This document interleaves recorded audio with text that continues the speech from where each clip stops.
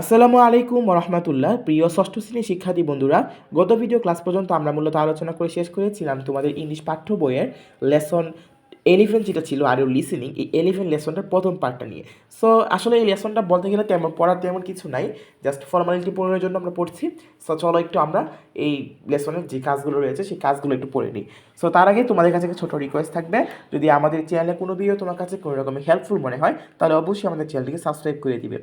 So চলো এবার একটু আমরা আলোচনা করি। ফার্স্টে রয়েছে এ টুতে, দেখো কি বলা হয়েছে, read the following sentence first. নিচের সেন্টেন্সগুলো প্রথমে তোমরা পড়বা। Notice the underline words carefully, এবং যেই ওয়ার্ডগুলোতে নিচে আন্ডারলাইন রয়েছে বা নিচে দাগ দেওয়া রয়েছে সেগুলো আমরা একটু খেয়াল করে পড়তে বলা হয়েছে বা খেয়াল করতে বলা হয়েছে, ঠিক আছে? সো চলো একটু আমরা আমাদের এই গাইড থেকে একটু উত্তরগুলো একটু দেখে নিই। আচ্ছা, তার আগে আরেকটু আমরা পড়ি, দাঁড়াও। Then listen to and repeat the sentence, মানে শুনতে বলা হয়েছে এবং পুনরায় বলতে বলা হয়েছে। প্রনাউন্সিং দ্য আন্ডারলাইন ওয়ার্ডস, যে ওয়ার্ডগুলো রয়েছে সেগুলো আমাদের উচ্চারণ করতে বলা হয়েছে প্রপারলি বা যথাযথভাবে। ইউজিং দ্য ভাওয়েল সাউন্ডস, মানে ভাওয়েল সাউন্ড যেগুলো রয়েছে বা স্বরধ্বনি যেগুলো রয়েছে সেগুলোকে একদম যথাযথভাবে উচ্চারণের মাধ্যমে আমাদেরকে বলতে বলা হয়েছে।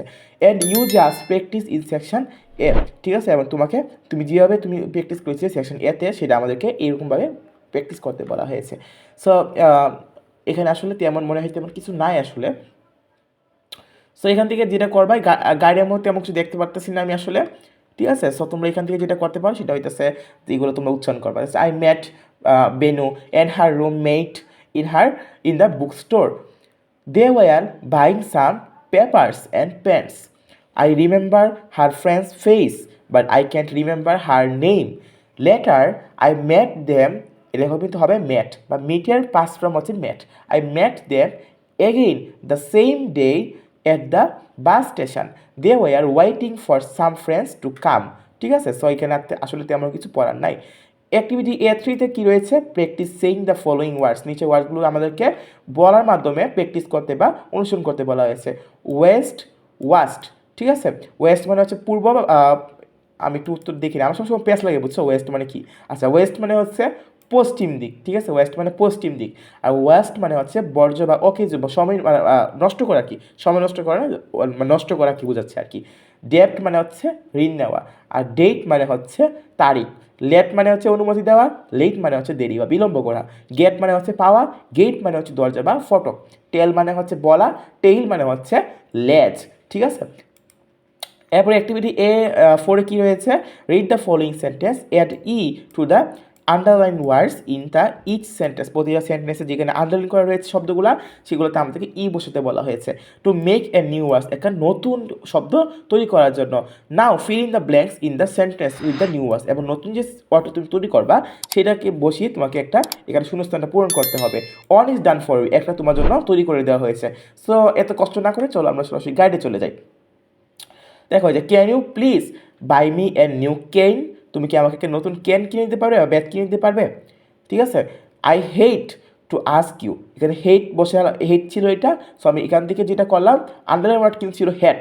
হ্যাট অর্থ মানে কি? হ্যাট মানে হচ্ছে টুপি, ঠিক আছে?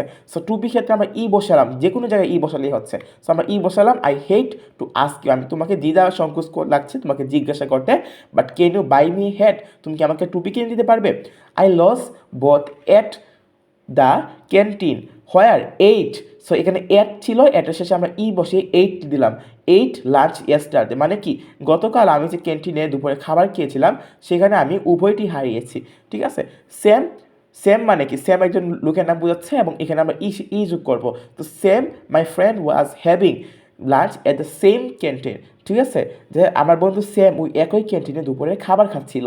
হি he he was mad at me because I made, এখানে ই যোগ করে মেড তৈরি করেছি। Made him go back and look for my things later, ঠিক আছে? সো আশা করি এটা তোমরা বুঝতে পেরেছো। আর এখানে তেমন কিছু পড়ার তেমন কিছু নাই। সো আজকের মতো ভিডিও আমরা এখানে শেষ করব। দেখা হবে নেক্সট ভিডিওতে, নেক্সট লেসন শুরু করব আমরা। সো আজকের মতো এখানে শেষ করছি, পরবর্তী ভিডিও দেখার আমন্ত্রণ জানিয়ে। আসসালামু আলাইকুম।